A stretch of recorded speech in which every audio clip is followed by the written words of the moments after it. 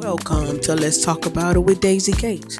All right, so let's get into this article that I had read that popped up. You know how you be on your phone and you open a new tab and they have these up to date articles. I try not to be that person, like certain articles, especially about politics. But this one right here has really touched me, being that, for years, how things have worked, and how many people are in debt due to student loans. All right. So um the title of this article, and I'll have the link below in the description box.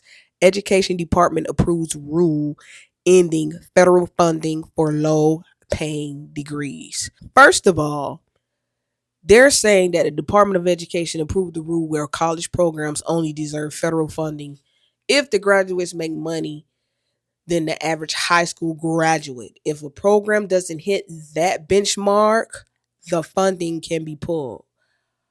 That's the foundation of this whole argument with these folks making this rule. Already, that comparison doesn't make sense because when they say high school graduates, they are not talking about the 18-year-old with no job. As you are reading it, you will think that. But anyway, they're talking about grown adults who have been working for years. So now they're comparing people fresh out of college to people already established in the workforce off rip. Like the math is not mathing, people.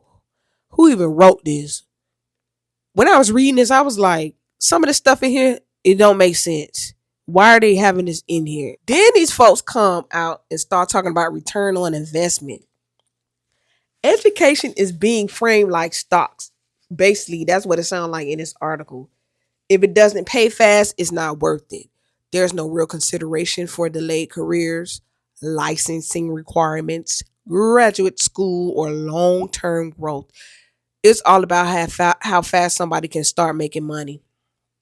Then they bring taxpayers into it. They say when people default on student loans, taxpayers end up paying. Okay, that's technically true, but when they leave out what they left out is why people default in the first place. Low wages, high tuition, interest stacking up, loans replacing grants. None of that is centered in this article. Instead, these people gonna put, see, this degree was a bad decision. The blame shifts to the student in the program, never the system. And this is where I really had to pause in the article when they say some programs lift people from very low income to just low income. And that's still considered a failure. What? So improving your life isn't enough unless you cross some invisible income line. That told me everything I needed to know about how they define value. Then they randomly start talking about people not having children. And I was like, what does that have to do with college degrees? But once I read it again, I realized that they are not talking about families. They're talking about future workers and future taxpayers. So education is being treated like workforce inventory, not human development. That's why it felt random, because it wasn't about learning at all. Then they get bold and start predicting that universities will cut their losses by shutting down fine arts, humanities, social sciences and ethnic and sexual studies. And that's wild to me, because anybody who's been around a college knows that arts bring in the money from their performances, which are fundraisers. You have donors come out and look at the programs. You have alumni engagement, which also gives back to their college, community partnerships. So that money just doesn't show up in salary spreadsheets. So they act like it doesn't count. Then they also keep pushing the idea that every degree should be a straight line. Blues clues, but that's not how real career work. especially in the arts, humanities, education, therapy, and social sciences. Those paths are non-linear on purpose. You stack skills. You pivot, you grow. Just because it's not instant doesn't mean it's not valuable. And that's the problem with them idiots up there. They not educated. They stupid. And finally, somebody in the article actually says the truth out loud that college isn't just about job training. It's supposed to teach people about the world. And that right there is the real argument underneath all of this.